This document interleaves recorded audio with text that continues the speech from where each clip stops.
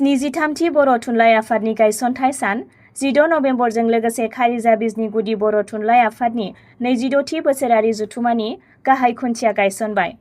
बर' थुनलाइ आफाद आरो दुलाराय बर' माहारियानो बर' थुनलाइ आफादनि 73थि गायसनथाइ सान 16 नबेम्बरखौ गाजा गोमजायै फालिनो साखाफारा जानाय बादिनो बाक्सा जिल्लानि सिङाव थानाय खारिजा बिजनि गुदि बर' थुनलाइ आफादाबो फैगौ 15 आरो 16 नबेम्बर साननैनि हाबाफारिजों खुंफुंनो साखाफारा। खुंफुंजानो गोनां बे 73थि बर' थुनलाइ आफादनि गायसनथाइ सान 16 नबेम्बरजों लोब्बा लाखिनानै गुदि बर' थुनलाइ आफादनि 26थि बोसोरारि जथुमाखौबो खुंफुंगोन खारिजा बिजनि गुदि बर' थुनलाइ आफादा।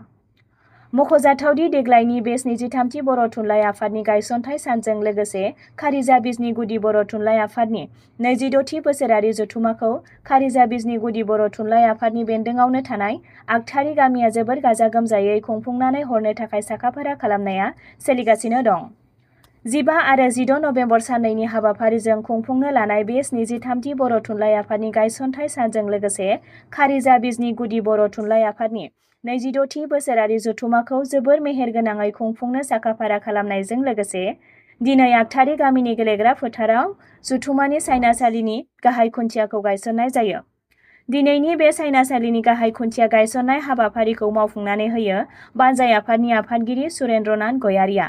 लोगोसेनो दिनैनि बे गाहाय खुन्थिया गायसननाय हाबाफारियाव खारिजा बिजनि गुदि बर' थुनलाइ आफादनि आफादगिरि जनिल कुमार गयारि, लोगो आफादगिरि सायखं बसुमतारी, गाहाय नेहाथारि सोमखोर नार्जारि, बोसोनगिरिफोर फारियै मानिक नार्जारि, नगेन्द्रनाथ बसुमतारी, फनिन कछारी, बलेन्द्र मोसाहारि, खारिजा बिजनि गुदि बर' थुनलाइ आफादनि बोसोरारि खुगा लाइसिनि गाहाय सुजुगिरि प्रमद नार्जारि, सुजुगिरि जगेन्द्रनाथ दैमारि आरो गुबुन गुबुन बिबानगिरिफोर, बानजाय आफादनि बिबानगिरिफोर लोगोसे आगथारि गामिनि रायजो राजाफोरा बाहागो लायो।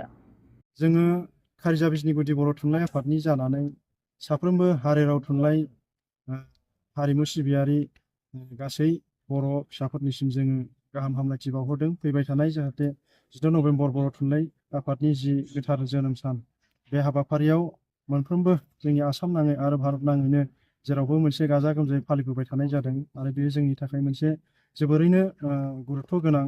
दा बेखायनो बे बिथिङाव जोंबो गुबुन गुबुन बोसोरफोरनि बायदिनो खारिजा बिजनि गुदि बर' थुनलाइ आफादा बेनि जि बोसोरारि जथुमा लोगोसे बेजों 16 नबेम्बर जि फालिथाय बेखौ देग्लाय खारिजा बिजनि गुदि बर' थुनलाइ आफादनि सिङाव थानाय आटखारि गामियाव जोङो जोबोद गाजा गोमजायै साननैनि हाबाफारिजों जोङो खुंफुंनो आखायाव लादों। आरो बे हाबाफारिया थांनाय समफोराव जेरैबायदि गाजा गोमजायै खुंफुंजादों, देग्लायबो बिदिनो खुंफुंजानो थांगासिनो दं।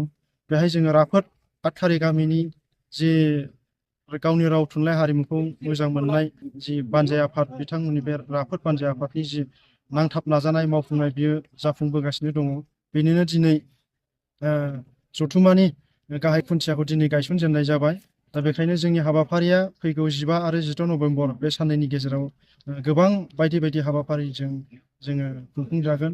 बेहाय जोंनिया थागोन डेलिगेट सेसन, लोगोसे थागोन जोंनि थुनलाइयारि बादायनाय, हारिमु बादायलायनाय, हारिमु आयदा, गेवलां मेल, थिग बिदिनो बायदि बायदि हाबाफारिफोरा बिजाब बेखेवनाय, जोंनि जावरिखां जि गुदि आफादनि खुगा लाइसि बेखौबो बेखेवगोन आरो बानजाय आफादनि जि सभिनियार बिसम्बि आटखारि बेखौबो बिथांमोना बेखेवगोन। दा बेखायनो बे हाबाफारियाव साफ्रोमबो थुनलाइ राव हारिमु सिबियारि गासै बर' फिसाफोरखौ बेहाय लैहोर लैहोर फैनानै बाहागो लाफैना हाबाफारिखौ जाफुंसार होनो आरो गावनि राव थुनलाइखौ सिबिनो थाखाय जोङो हांख्रायहरबाय।